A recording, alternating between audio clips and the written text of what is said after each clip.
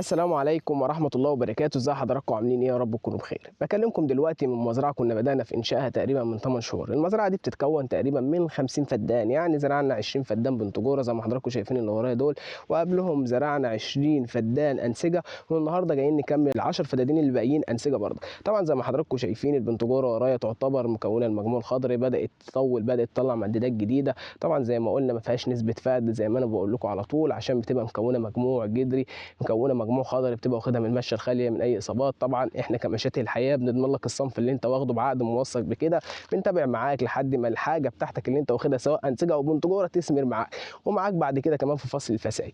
طبعا زي ما حضراتكم عارفين ان الانسجه هنا بسم الله ما شاء الله معدلات نموها سريعه، عشان كده المهندس اللي هنا حب يكمل باقي العشر فدادين انسجه. طبعا معدلات نموها بتبقى اسرع من البنتجوره، حتى زي ما حضراتكم شايفين ده نسيج نوت المجموع الخضري بتاعه كويس.